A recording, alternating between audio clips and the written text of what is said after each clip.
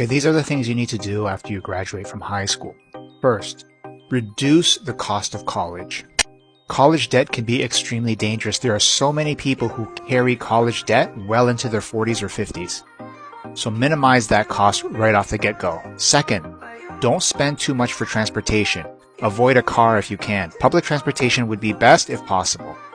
Don't get accustomed to convenience and luxury early because it's very difficult for the brain to go backwards.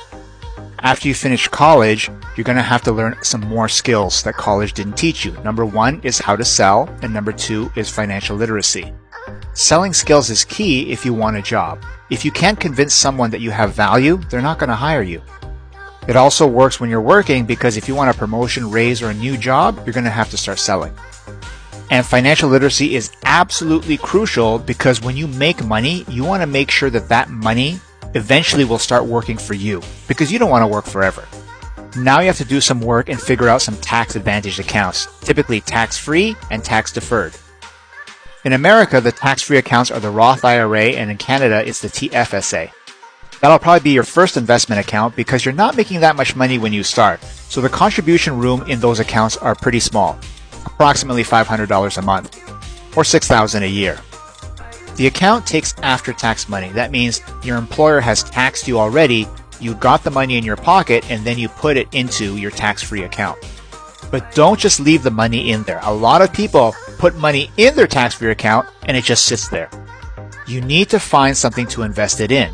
For me, I put it in a low-fee US index. For example, Vanguard has VFV for Canadians and VOO for Americans.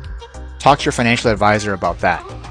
After a few years, your income should be increasing. Now you're going to think about tax-deferred accounts. Typically, you start thinking about this when your income crosses over $50,000. That's a general rule of thumb. In America, that's the 401k or the 403b. In Canada, that's the RRSP. The contribution room scales with income, so it works really well as your income increases over time. And you get a tax deduction for your contribution. Some employers offer a matching program, so look into that first. You want all the free money you can get. Again, once the money goes in, you need to invest it somewhere. Don't just let it sit in the account. Next, you're probably thinking about a home. Again, minimize the cost for a home. If you minimize the cost for college, cars, and a home, you are well on your way to financial independence. Homes are especially dangerous because of their high price and amount of leverage.